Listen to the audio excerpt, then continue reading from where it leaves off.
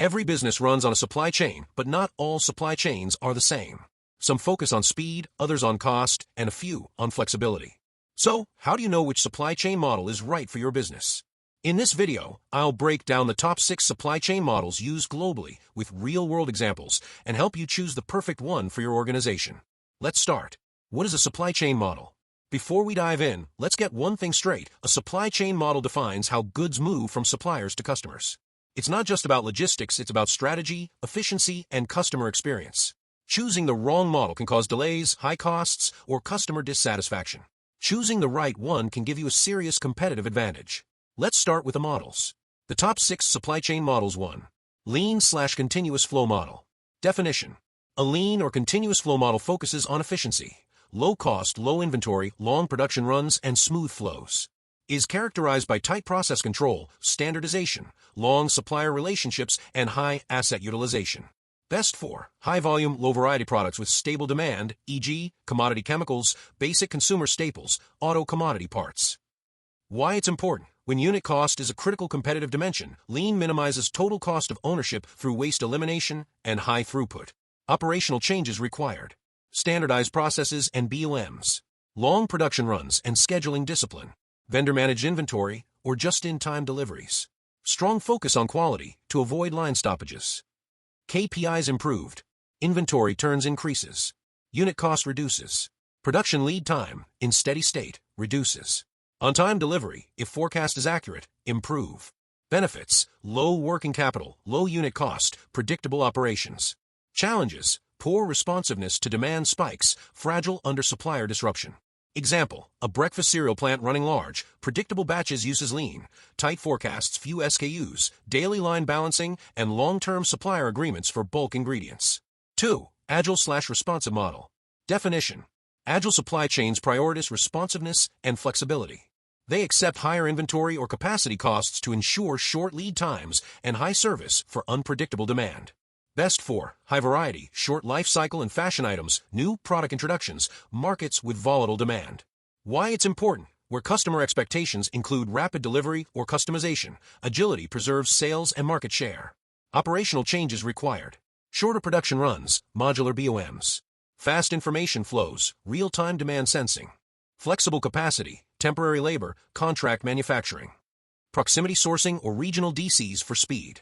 KPIs improved. Order lead time reduce. Fill rate/service level improve. Stockouts reduce. Time to market reduce. Benefits, captures demand upside, reduces markdowns in fashion cycles. Challenges, higher costs per unit, complex planning, need for strong demand sensing. Example, an online fashion retailer uses rapid replenishment and regional warehouses to respond to viral trends. It keeps small buffer stocks and quickly restocks winning SKUs. 3. Agile hybrid model. Definition.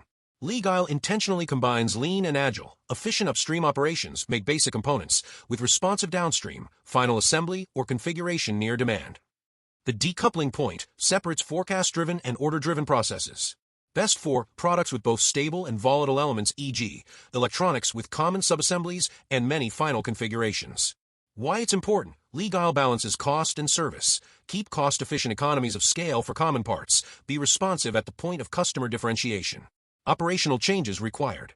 Define and manage the decoupling point. Modular product design and standard subassemblies.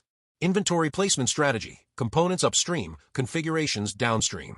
Integrated planning between upstream, lean, and downstream, agile teams. KPIs improved. Total supply chain cost reduce versus full agility. Service level improve versus full lean. Inventory optimization, components versus finished goods improve. Benefits, best of both worlds for mixed products. Challenges, requires product modularity and careful coordination. Wrong decoupling point loses benefits.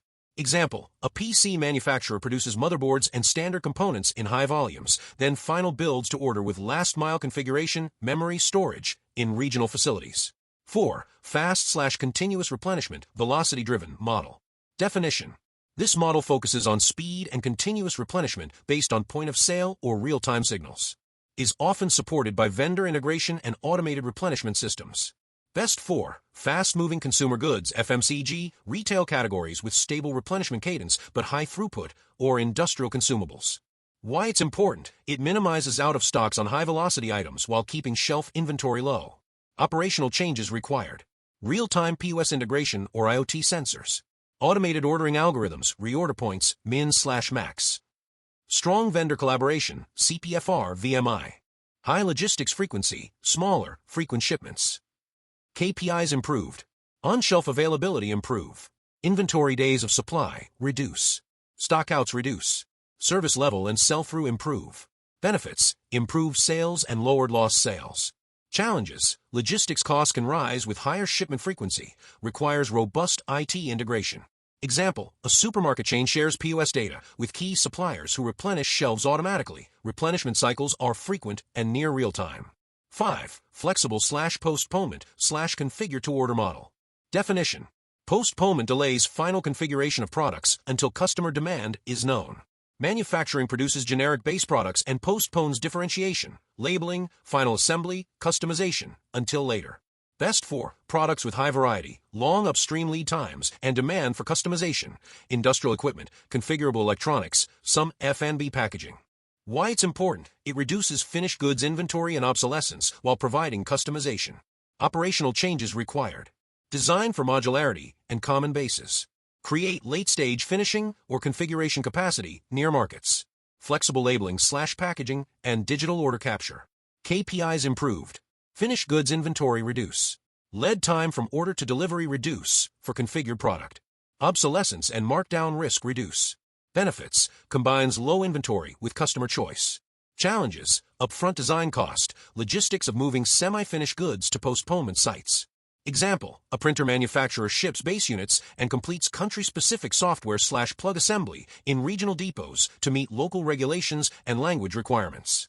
6. Risk hedging/resilient model. Definition: a model designed to mitigate supply disruptions and geopolitical risk. It uses inventory buffers, multi-sourcing, geographically diversified suppliers, and contingency capacity. Best for critical inputs with high disruption risk, long lead times, or single-source suppliers, specialty chemicals, semiconductors, critical medical supplies. Why it's important: when supply interruptions are costly, production stoppage, customer loss, resilience pays off. Operational changes required: multi-sourcing and supplier qualification across regions, strategic safety stock and buffer inventory, scenario planning and crisis response playbooks, investment in flexibility and alternate transport routes. KPIs improved: supply continuity/SLA fulfillment improve, time to recovery (TTR) reduce, risk exposure reduce.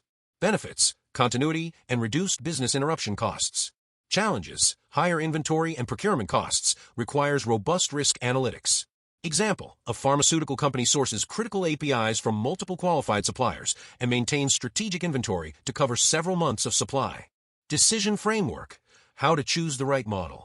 Answer the following diagnostic questions to map your situation to a model. Is demand stable or highly volatile?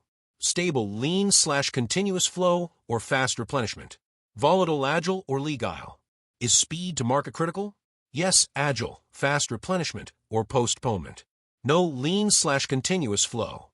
Are products highly configurable or have short life cycles? Yes, agile or postponement. Is disruption risk high for critical inputs?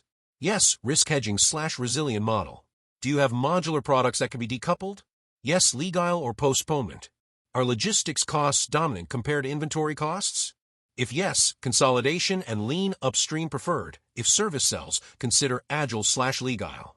In summary, this table can be referred: high volume, low variability, lean/continuous flow; high variety, volatile demand, agile/responsive; mixed portfolio, some stable, some volatile; legal, hybrid; fast-moving replenishment items, continuous replenishment; customizable products, postponement/configure-to-order; high disruption risk/critical inputs, risk hedging/resilience.